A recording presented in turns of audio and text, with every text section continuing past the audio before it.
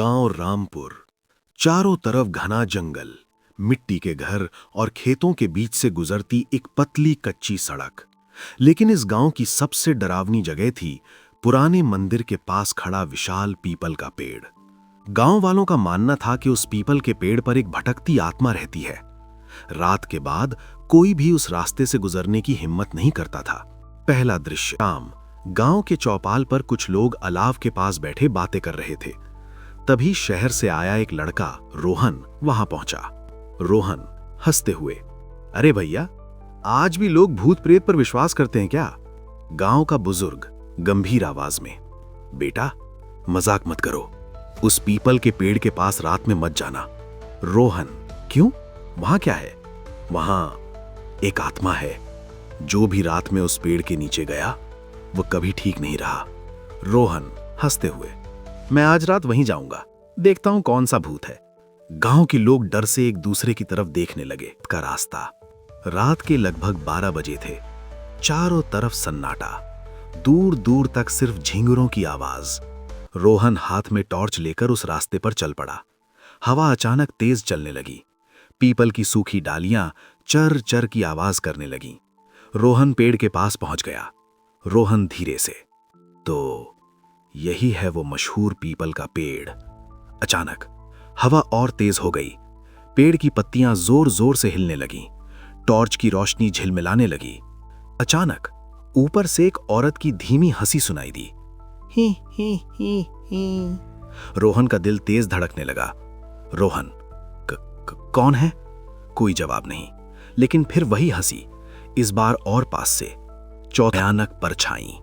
रोहन ने टॉर्च ऊपर की तरफ की और जो उसने देखा, उसे देखकर उसके पैरों तले जमीन खिसक गई। पीपल की सबसे ऊंची डाल पर एक सफेद साड़ी पहनी औरत उल्टी लटकी हुई थी। उसके बाल जमीन तक लटक रहे थे और उसकी आंखें पूरी लाल। भूतनी भयानक आवाज में, तू यहां क्यों आया है? रोहन डरते हुए, मैं बस देखने आया था।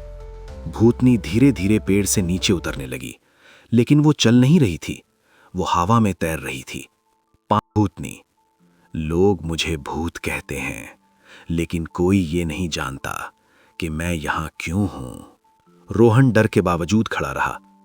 तुम कौन हो?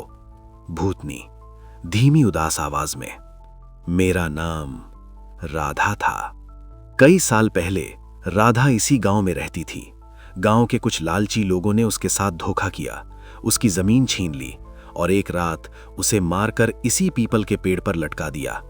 तब से उसकी आत्मा यहीं भटक रही थी। मैं किसी को नुकसान नहीं पहुंचाती, लेकिन जो लोग झूठ बोलते हैं उन्हें मैं छोड़ती नहीं। अचानक पास के जंगल से कदमों की आवाज आई। 3 आदमी वहां पहुंचे। वे वही लोग थे जिन्होंने सालों पहले राधा के साथ धोखा किया था। बदला। भूतनी की आंखें चमकने लगीं।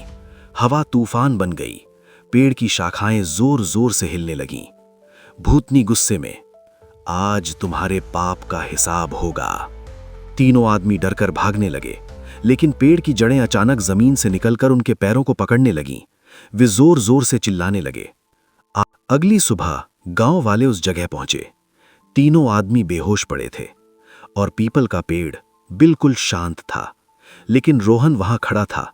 उसने गांव वालों से कहा, वो भूत नहीं है, वो एक दुखी आत्मा है।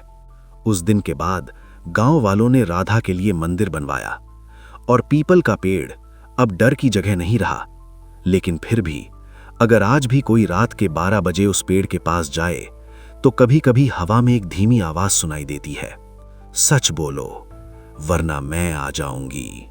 और इसी के साथ पीपल के पेड़ की वो रहस्यमयी कहानी खत्म होती है। लेकिन याद रखना, कभी भी रात के अंधेरे में अकेले पीपल के पेड़ के पास मत जाना।